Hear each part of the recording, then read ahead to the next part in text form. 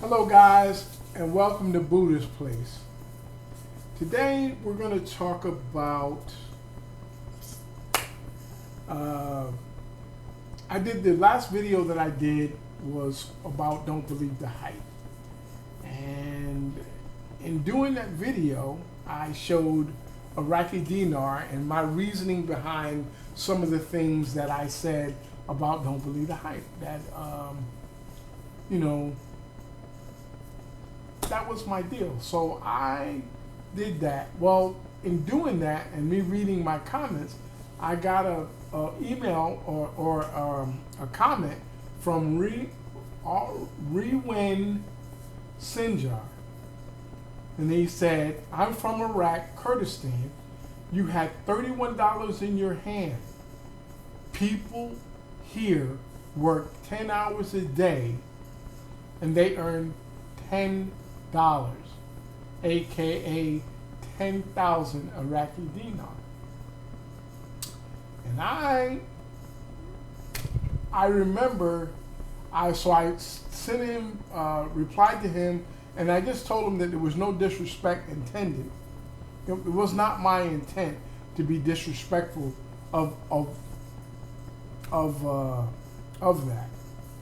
And but in getting that comment, it allowed me to remember. And in doing so, I'm going to go ahead and give you story time that you sometimes you want. So, I was in Iraq from 2004 in Kirkuk, from 2004 to 2006. While I was working there, there's different kinds of employees that we had working for our company. We had LNs, which is local nationals. We had TCNs, which are third country nationals, and we had us. Third country nationals are individuals who are not from Iraq. They're from all over the world. Philippines, Ecuador, Spain, Portugal,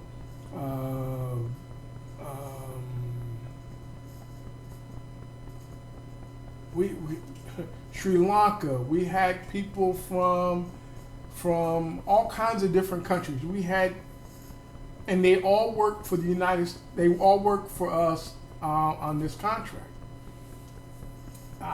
I cannot tell you of all the people that we had, but for the most part, they came to work every day. They worked, and they did a phenomenal job for the most part.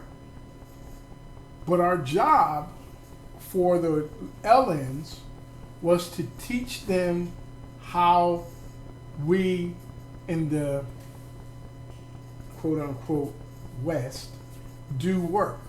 So if you have an electrician, you taught him how to do electrical work in accordance with international laws versus what they do.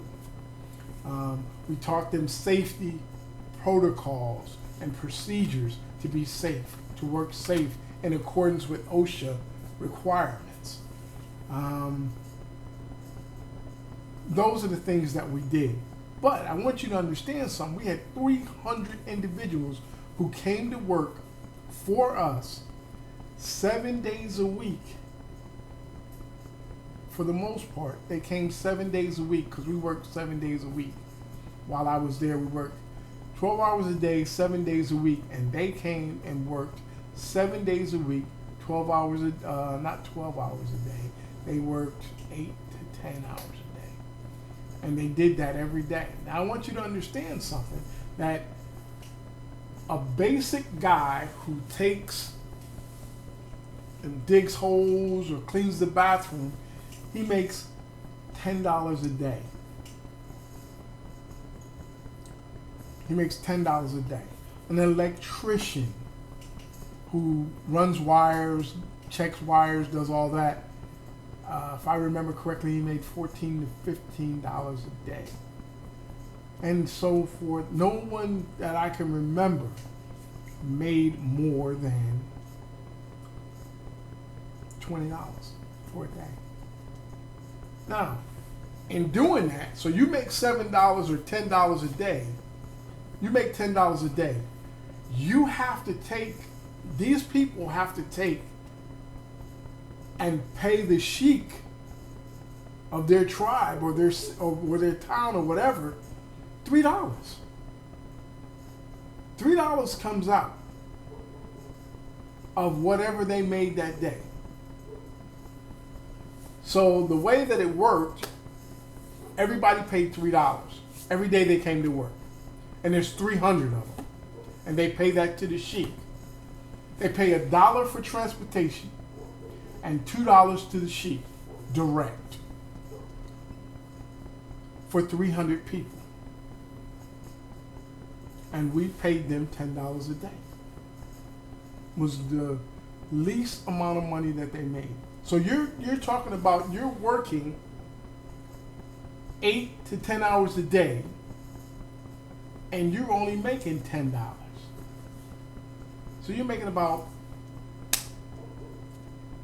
$1 an hour. $1 an hour. And I had to remember that part, because I had forgotten about it in doing the video. And I want people to understand something, that we hear complain about $7.25 an hour. And don't get me wrong, the rest of the world wishes, a big portion of the world wishes they made $7.25 an hour. We are blessed, truly blessed. But I want you to understand something, is that at some point in history, if history is correct, the average, what I want you guys to understand is that the rest of the world don't live the way we do. They can't go to the restaurant and spend $15 on some hamburgers, some chicken, and some drinks, and going back to the house. $15 is a lot of money in most places in the world. So I just wanted you guys to understand that in order for you to understand how the rest of the world lives, you have to go where they live like that. You have to leave here. And when you leave here and you go somewhere else and you see how other people live, you're more appreciative of what you have. And when you do that, you understand a lot more than you've ever understood about living and how blessed you are. I hadn't forgotten, but I didn't remember. You understand what I'm saying? That was it. I want you guys to, in your lifetime, travel to a foreign land and just enjoy the opportunity that you have to be able to do that. So, Sinjar, thank you for sending that email, that comment, because it really truly helped me out. And I thank you for your time, and I thank each and every one of you for taking time out of your day to spend it with me in Buddha's Place in Buckethead Nation, and to spend it with all these other YouTubers who have, we are nothing without you. And I want you guys to know that the majority of us feel that way, because we're blessed to have you in our lives.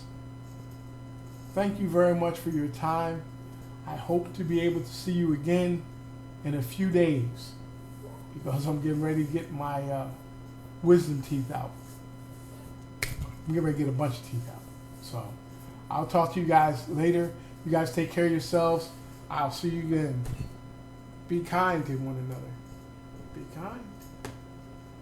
Bye-bye.